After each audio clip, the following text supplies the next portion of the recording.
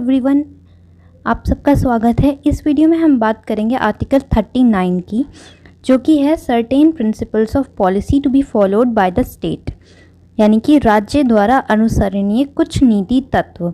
ये आर्टिकल 39 के देखिए दो भाग हैं, आर्टिकल 39 है और एक और इसमें आर्टिकल है आर्टिकल 39A।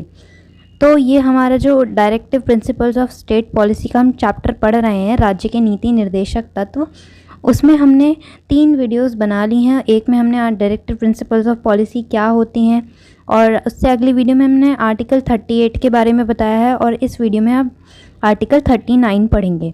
तो जिन्होंने पुराने वीडियोस नहीं देखे हैं वो वहाँ से जाकर, लिंक डिस्क्रिप्शन बॉक्स में दिया हुआ है, वहाँ से जाकर देख सकते हैं। तो चलिए देखते हैं आर्टिकल 39 क्या होता है। सबसे पहले राज्य द्वारा अनुसरणीय कुछ नीति तत्व, और article 39A equal justice and free legal aid. अनुच्छेद 39 का है समान न्याय और निःशुल्क विधि सहायता।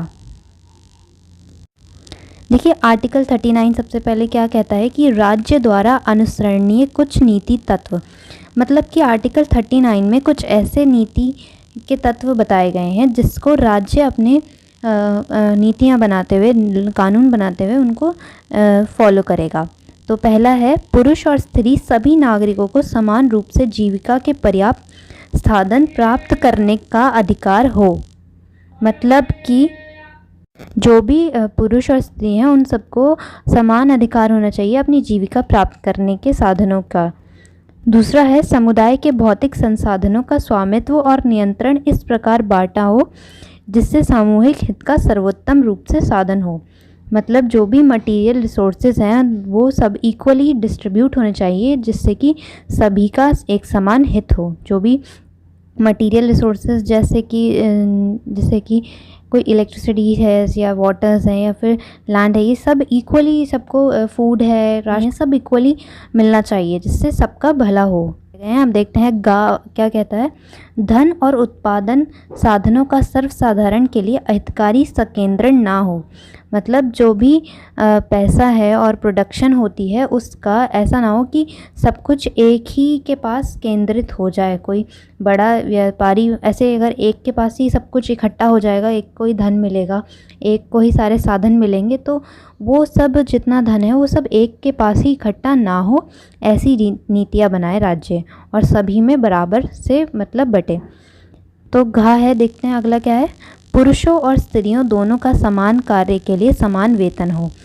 पुरुषों और स्त्रियों यानी कि मेल्स और फीमेल्स को कोई डिवीज़न ना हो कि उनका काम अलग अलग है या एक सा है तो उनको सैलरी अलग अलग दी जाएगी, ऐसा कोई डिफरेंस, उनमें भेदभाव नहीं होगा।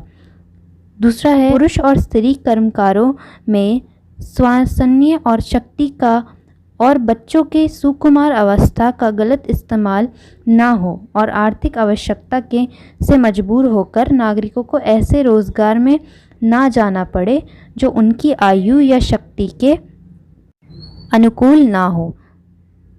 इसका मतलब है कि जो भी है पुरुष और स्त्री हैं उनका ऐसा ना हो कि उनको मजबूर करा जा रहा है या उनका कोई गलत इस्तेमाल हो रहा है। ऐसा नहीं हो कि आर्थिक आवश्यकता से उनको मजबूर करके और कहा जाए कि आपको रोज़गार में आना है, जबकि ऐसा, और उनकी आयु या शक्ति उनसे कम है। तो ऐसे में बच्चों को, महिलाओं या पुरुषों को ऐसे फोर्स नहीं करना है। अगर उनकी हेल्थ ख़राब है या फिर आयु कम है बच्चों की, तो उन्हें फोर्स नहीं करना है कि आप इस काम में इन्वॉल्व हो। इसका 39 का लास्ट पार्ट है बच्चों के स्वस्थ विकास के अवसर उन्हें दिए जाएं, यानी कि बच्चों का जो है उनका बहुत ही अच्छी ग्रोथ हो, उनकी अच्छी हेल्थ रहे, उसके अवसर उनको दिए जाएं। अब इसका जो अगला का है 39K, वो क्या कहता है, सामान्य न्याय और निःशुल्क विविध सहायता। अनुच्छेद 39A के में कहा गया है कि राज्य सरकार ये सुनिश्चित करे कि ऐसी न्याय प्रणाली बने जिससे सबको समान रूप से न्याय मिल सके तथा उचित कानून व योजनाओं द्वारा यह अन्य किसी भी तरीके से निःशुल्क कानूनी सेवाएं उपलब्ध कराने का विशेष प्रयोजन करे जिससे सभी नागरिकों को न्याय प्राप्त करने का अवसर मिल सके।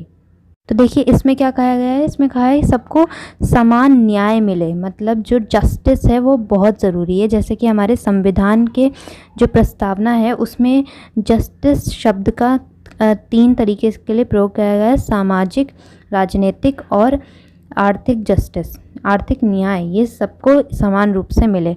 और अगर कोई गरीब है या किसी का कुछ वो उसको कानूनी सहायता लेने में उसको तकलीफ़ हो रही है या उसको नहीं उसके पास पैसे हैं, तो वो जो सरकार है, जो राज्य सरकार है, वो उसको निःशुल्क कानूनी सेवाएं उपलब्ध कराएगी। या फिर जैसे मतलब निःशुल्क का मतलब है फ्री में उसको कानूनी सेवाएं उपलब्ध कराएगी। और ऐसा क्यों होगा? ताकि वो जो है उसको समान अवसर, सभी को न्याय प्राप्ति का समान अवसर मिले। तो आई होप कि आपको आर्टिकल 39 और इसका दूसरा पार्ट 39A दोनों समझ में आ गए होंगे।